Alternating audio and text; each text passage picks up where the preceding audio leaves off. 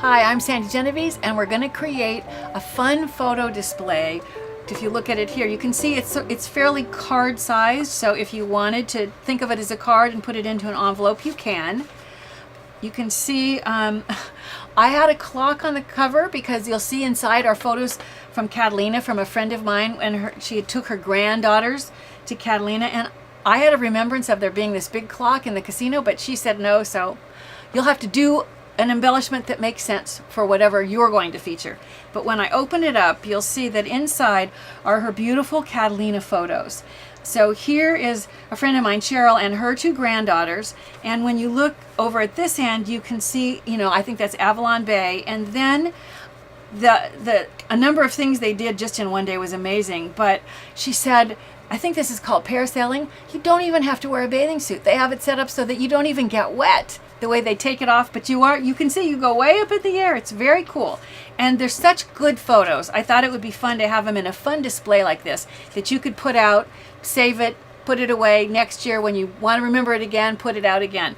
So in order to create this, we want to start first with the format, the background. What I did is I started with craft colored paper, and I started with a page that was 12 inches because I'm not sure where you'd get card thick enough. Mailing paper is craft colored and it's big, but it's really not sturdy enough for this card. So I used 12-inch cardstock from the scrapbook store, and I cut the dimension of this is 6 inches. So this is 6 by 12, which means you can get 2 out of one sheet. Then you're going to fold it into the accordion pleats, but first it's easiest to just cut on the trimmer a piece of different colored paper that's 3 by 6 3/4, and then center it so that it's centered in the middle of your craft sheet. And I have one that I've already done. Here you can see, here is the paper marked on there, and then once it's marked on there, it's just easier to do before you do the folding. Then you're going to go ahead and accordion pleat. I started by folding once in the middle, and this is just a mountain fold, and then I came over 2 1/4 inches and I folded. I put a score line, another 2 1/4, and another score line, and it gives you this kind of funky shape at the end. We'll see how to do that in a minute. You do the same thing going the other direction, 2 1/4 and a fold, 2 1/4 and a fold, and you end up with these leftover flaps. Well, these flaps are what you're going to use to attach the front and the back cover. This is how you get away with using paper that's only 12 inches long when you really need something that's longer. So in order to begin with, you want to be sure that you position this so that when you're looking at this middle pleat needs to not be a mountain, but it needs to be a valley pleat. So position it so that it's a valley pleat, and then I've already cut a front and a back cover, and of course yours can be whatever dimension you want. Mine happens to be 4 inches by 6 inches. So I'm going to put adhesive. Now you have two choices. You could put adhesive here, or you could put adhesive here. It depends on where you want. Do you want this seam to show? If you look at my finished card, I have completely covered over the inside covers, whereas the front cover, I wanted that craft, design, or that craft paper to show because we're going to decorate it. So I want to create this so that my complete page with no seam is on the outside. That means that I'm going to put my adhesive on this side of the tab. Remember, you're going to do more adhesive than this. And then I'm going to just line up what would be the front or the back cover. It's symmetrical, so it could be either one, the front or the back. Line that up, and see, now this seam is going to get completely covered over with photos and all that interior patterned paper. I'm going to do the same thing with the other end, so I'll close this up just so I can get easy access to just the flap section. That's not very clear. Let me open this up so you can see.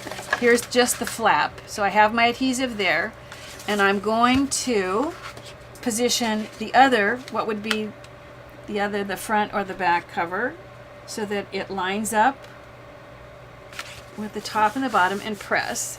So you end up with the seam on the inside, and when you close this up, you have a really nice little booklet depending on which side you want to be the front and which to be the back, that's solid. All I did for the front cover was I just added patterned paper, and this is patterned paper that I made.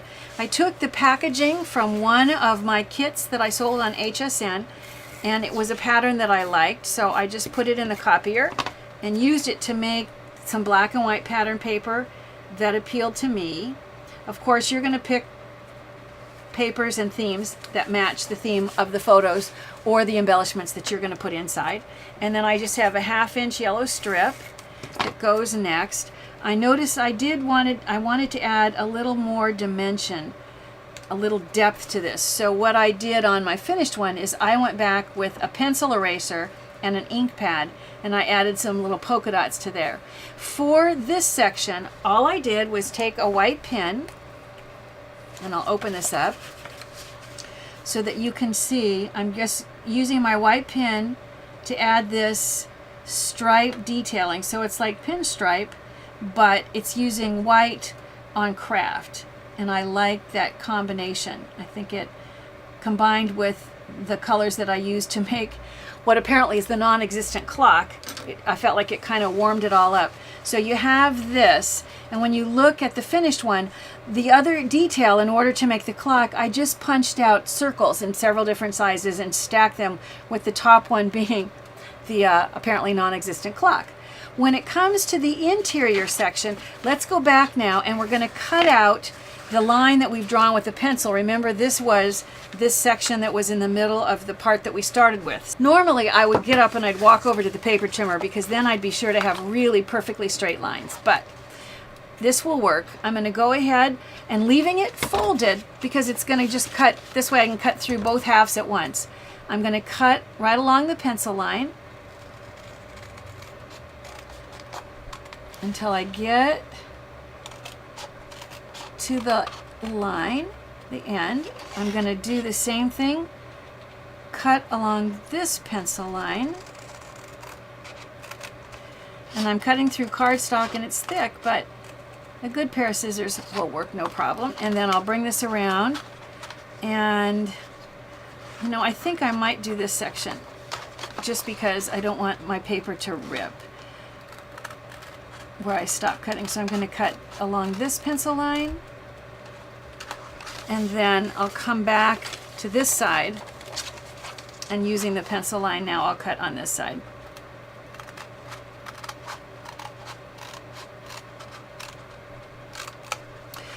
And because this ended up being the back of the card, you really don't even need to worry about erasing any of the pencil lines that you have from that those first marks from that rectangle that you cut out. So now you have the decorated or somewhat decorated front, and you have the inside. Now let's look at the part that's going to weave in between all these pleats. What I did was I started with white, and my white sheet is the dimensions of this. This is 9 inches. This is 4.5 inches. Now, you want it to be, you want these pleats to also be 2 1/4 inches, but you don't have to measure them, because it's going to be folded into fourths. So all you have to do is fold it in half, and then fold in half again, accordion style pleating as you go. So you end up with the accordion pleats that are going to go inside. For them to sit inside, you need to create slits. And this is going, when we look at the finished one, these slits, if you look here, this is what's holding this middle piece so that it stays attached to the card itself. So once again, normally I get up and I go over to the paper trimmer, but I'll use a pair of scissors. I just found the middle of my 2 1/4 inch, and I marked the middle, and then I came with a ruler and I marked down 3/4 inch from the top and 3/4 inch from the bottom. However, in order to make it go together to glide easily, I'm going to cut through the whole stack at once, because it's not that many, it's 4 thicknesses.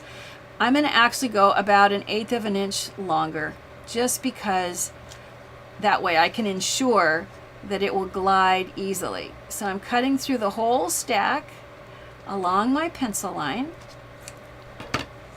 and now I have the slits. You could go ahead and add your decorations now, but I found that it actually worked easy and I'll show you why, to add the photo after. So in order to get this to go inside, you want to start so that the mountain fold is the middle. It has to be the opposite of the middle of the card, and notice the middle of the card has a valley fold. So this needs to be positioned with the mountain fold in the middle, and you're going to take all of these slits, and I'm going to slide them into the opening, and then I'll bring this around so you can see I'm going to do the same thing on this end. So I now have the entire section folded closed so that it's sitting on one end, and I'm just going to hold on to this and slide and pull. I love when something goes together good like this. So now you have what looks like the inside ready to go. You fold it back and you have this really cool card or photo display, mini scrapbook. It could be any or all of the above. And the reason that I'm adding the decorations later is I'm going to go right around this slit. So what I did was, my first section I used to put the year, and you may want to add some other details in there. So I used photos on these sections. What you want to do is cut this so that it matches. Remember, the dimension to this is 4.5. So this needs to be 4.5 inches tall, and it needs to be just a hair under 2.25 inches wide. Then I turn it over and I marked once again right in the middle. I've marked 3/4 of an inch down, and I'm going to do the same thing. I'm going to go a tiny bit longer. Here's my 3/4 of an inch, and I'm going to go just a hair longer. The same thing with this. Follow along my pen line and just go a little bit longer. You know what? I don't think I went longer on this side. I said I was going to, but I don't think I did. Now, if you're going to be constantly opening and closing this, for extra safety, if you want to make sure that this doesn't want to tear more on its own, because this is the photo and super important, you can take, this is called a screw punch, and if you put a little hole at the end, it will prevent that from wanting to tear. So if you do need, this is going to be like cutting into a surface. You need a cutting mat underneath, and I mean, actually, if I had to, let's see if a little 1/8 inch or 1/16 inch hole punch, if I can get in far enough, I think maybe I can. So where that slit stops, remember I said I went a hair longer? I'm going to mark with pencil exactly where I need to put my little punch mark. So because I went a tiny bit further than my ink spot, I need to mark it. So I'm going to go ahead with my punch, and this is just a 1/16 inch punch, and I'm going to go all the way in to that end where I marked it with a pencil. So the slit goes right to the punch. And in doing this, I can see it would have been easiest to put the punch first and then just cut right up to the punch, because it's a little hard for me to see exactly where my line ends. Whereas if I did the punch first, you can see how if I did the punch first, then all I have to do with my scissors is just go cut right into it. But now that I have a punch there, it's going to prevent this photo from wanting to rip further along that line. You can add adhesive to the back. I discovered you don't really even need to. If I take this, and depending on where you want to place it in the thing, see how it's going to slide in there? I'm going to push this underneath. It's going to slide up there.